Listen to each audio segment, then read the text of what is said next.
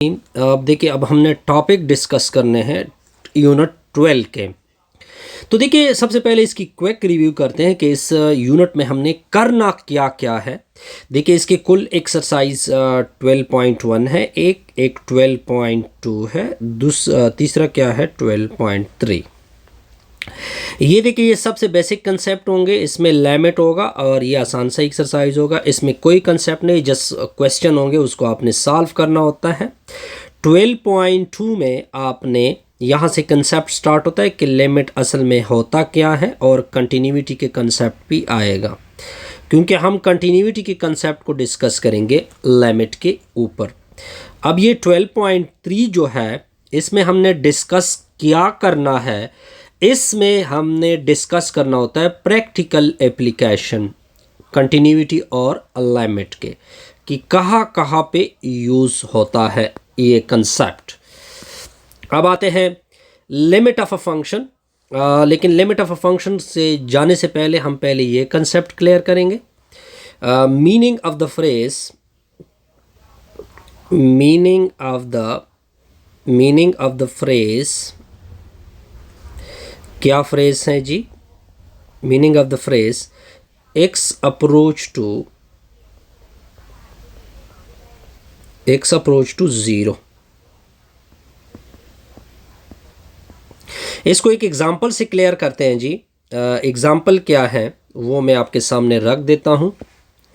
देखिए, हम एक सीक्वेंस लेंगे। इसके लिए हमने एक सीक्वेंस लिया, मैंने एक सीक्वेंस लिया x n equal to 1 over n का स्क्वायर।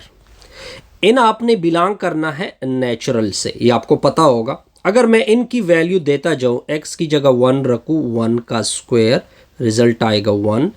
फिर n की जगह 2 रख दो, 1/2 का स्क्वायर, ठीक हो गया। फिर n की जगह 3 रख दो, 1 ओवर 3 का square, up to so on. Last and finally क्या आ जाएगा?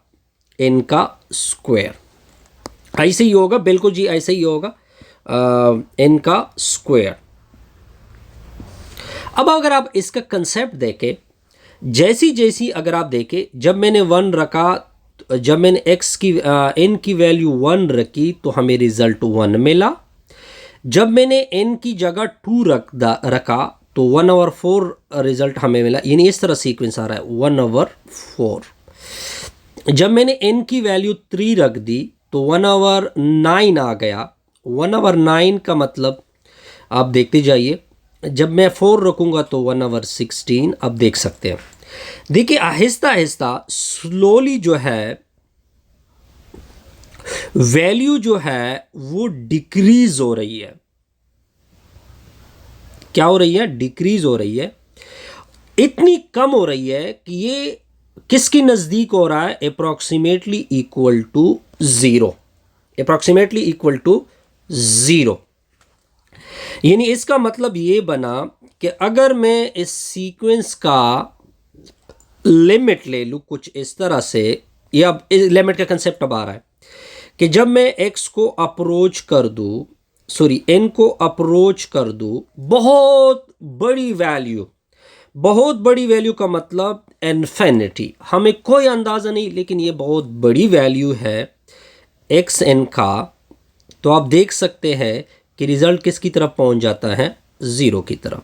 और ये इसका बेसिक कंसेप्ट है। ये इसका क्या है जी? बेसिक कंसेप्ट है कि किस तरह एक लिमिट अप्रोच कर रहा होता है किसी लार्ज वैल्यू के ऊपर 0 की।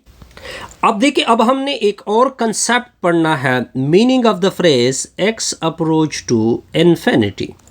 ये हमने डिस्कस करना है जी। ये अब देखिए, मैं इसको सर्कल कर देता हूं। ये मैंने सर्कल किया। फॉर एग्जाम्पल, मैंने एक सीक्वेंस ली, इसकी एग्जाम्पल क्लियर करते हैं जी। 10 के ऊपर n आपने रखना होता है नेचुरल से।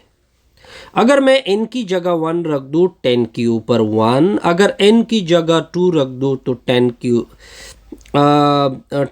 फॉर एग्जाम्पल अगर इन लोगों ने 0 से स्टार्ट लिया, बहरहाल हम नेचुरल नंबर से स्टार्ट लेते हैं, 1 से स्टार्ट लेते हैं।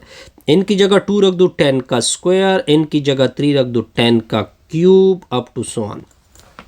आप देख सकते हैं कि ये वैल्यू इंक्रीज हो रही है, इंक्रीजेस अप टू, लेकिन ऐसी वैल्यू की तरफ जा रही है कि जो बहुत बड़ी वैल्यू आ रही है, क्योंकि पहले 10 आ रहा था, फिर 100 आएगा, फिर 1000 आएगा, और जो बड़ी वैल्यू होती है उसको हम क्या बोलते हैं, इन्फिनिटी। ये सिंबल हम यूज़ करते हैं। इसका मतलब ये बना कि अगर मैं एक्स एन की वैल्यू बहुत बड़ी रखूँ, बहुत बड़ी का मतलब एन अप्रोच कर रहा है, ये इसका कोई इल्म नहीं है हमें कि ये कौन सी वैल्यू है, लेकिन हमने रखा कि ये बहुत लार्ज वैल्यू है एक्स एन के ऊपर, तो हमें अंदाज़ा हो रहा है कि ये कहाँ की तरफ अप्रोच कर रहा है, इन्फिनिटी की तरफ।